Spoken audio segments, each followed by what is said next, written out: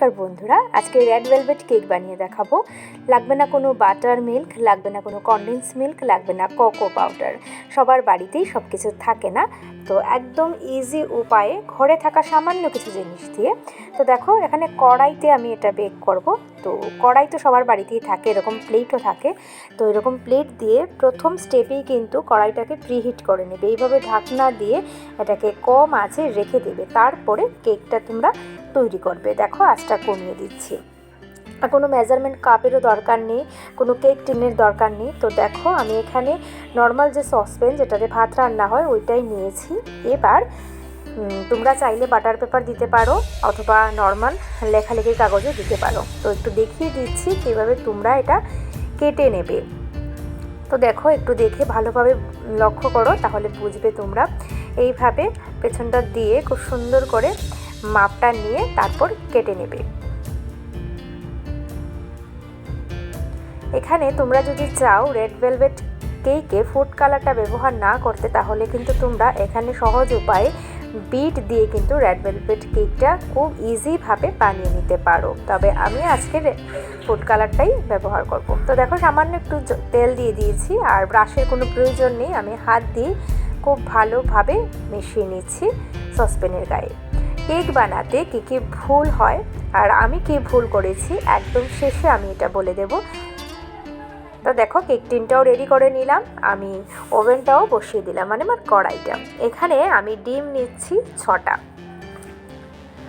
Quantity যদি same হয় তবুও একটা ছোট্ট ভুলে কিন্তু কেকটা পারফেক্ট হয় না। তো আজকে বলে দেব তোমাদের আমি কি ভুল করেছি। এখানে 6টার মতো ডিম নিয়েছি।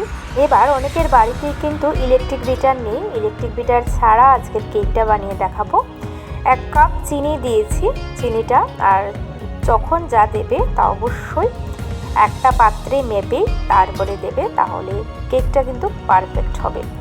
এবার হ্যান্ড উইস্ক, এইরকম হ্যান্ড উইস্ক কিন্তু সবার বাড়িতে থাকে। যদি এটাও না থাকে তাহলে কাঁটা চামচ নিতে পারো, ডাল ঘুটনি যে আছে ওইটাও নিতে পারো। নিয়ে খুব ভালোভাবে ফেটিয়ে নেবে 10 থেকে 12 মিনিট। দেখবে একটা সময় ফেটাতে ফেটাতে মিশ্রণটা সাদা হয়ে যাবে, তখন বুঝবে যে ফেটানোটা হয়ে গেছে আর চিনিটা একদম গলে যাবে। তো দেখো, এই ফেটানোর মধ্যেই কিন্তু একটা স্পঞ্জি কেক হওয়ার সব সম্ভাবনা লুকিয়ে থাকে। কেকের ব্যাটারটা যত স্মুথভাবে ফেটাবে ততই কিন্তু কেকটা স্পঞ্জি হবে। এখানে তেল নিয়ে নিচ্ছি, যতটুকু চিনি দিয়েছিলাম ঠিক ততটুকু। এবার বলে রাখছি, তেলটা দেওয়ার পরে তোমরা এটাকে আরও 5 থেকে 6 মিনিট খুব ভালোভাবে ফেটিয়ে নেবে।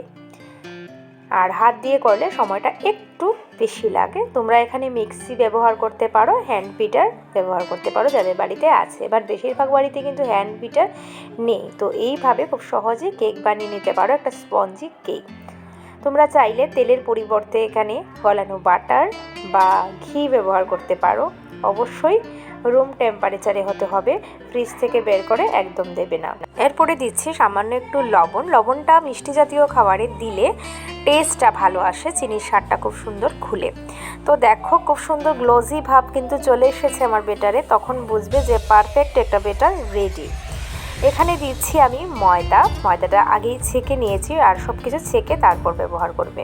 শুকনো জিনিস যদি চেলে ব্যবহার করো তাহলে কেকটা খুব সুন্দর স্মুথ হবে। এখানে আমি দিচ্ছি 1.5 কাপের মতো ময়দা। অবশ্যই কোয়ান্টিটিটা মনে রাখতে হবে, যেভাবে দিয়েছি আমি সেম। এবার একসাথে কিন্তু সব ময়দা দেওয়া যাবে না, অল্প অল্প করে ময়দা আমি দেব আর ব্যাটারের সাথে মিশিয়ে নেব। এইভাবে 3 থেকে 4 বারে ময়দাটা আমি দিয়ে দেব। আবারও বলছি, একসাথে কিন্তু দেবে না।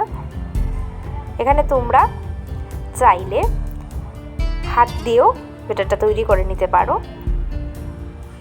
তাহলে আরেকটু সহজ হয়ে যাবে। তো দেখো, দেখতেই পাচ্ছ আমি 2 থেকে 3 বারে ময়দাটা দিচ্ছি। তো দেখো, খুব সুন্দর ব্যাটার কিন্তু আমার তৈরি হয়ে গেছে। একদম শেষে একদম সব ময়দাটাই ঢেলে দিচ্ছি।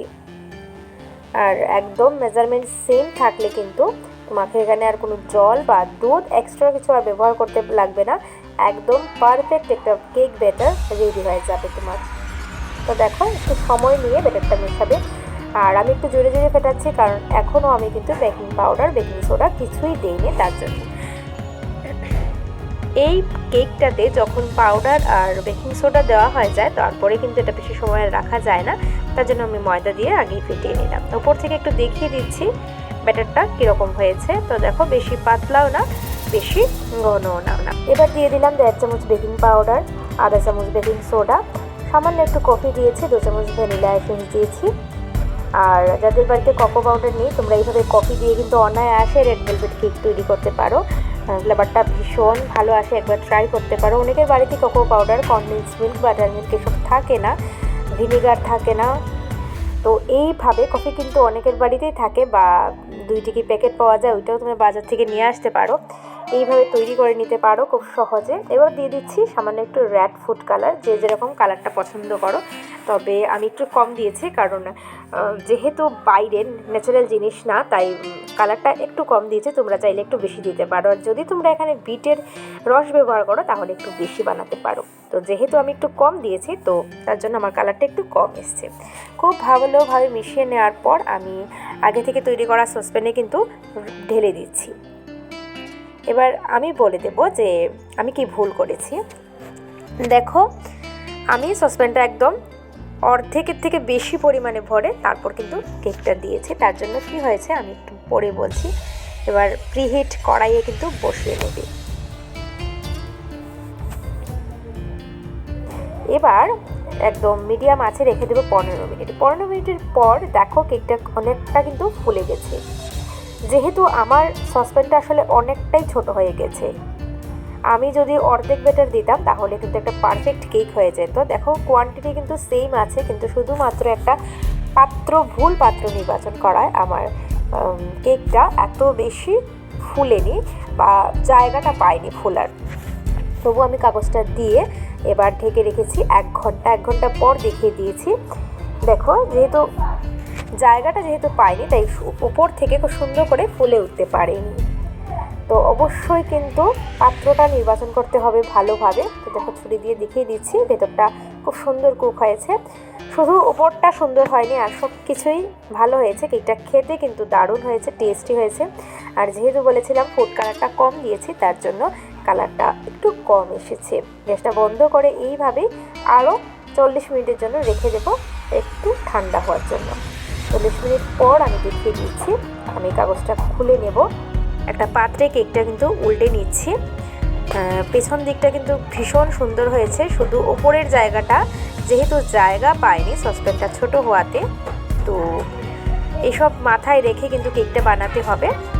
দেখো খুব সুন্দর কুক হয়েছে, ভেতরটা খুব সুন্দর জালিদার হয়েছে। আমি একটু দেখিয়ে দিচ্ছি, দেখো কতটা স্পঞ্জি হয়েছে। আমি এইভাবে লেয়ারে 3টা লেয়ারে কেটে নেব। এটা তোমরা চাইলে ডেকোরেশন করতে পারো খুব সুন্দর করে। ভিডিওটা ভালো লাগলে লাইক, কমেন্ট, শেয়ার করতে ভুলো না। ছোটো করে একটু কমেন্টস করে জানিয়ে। আর ভালো থেকো, সুস্থ থেকো। আবার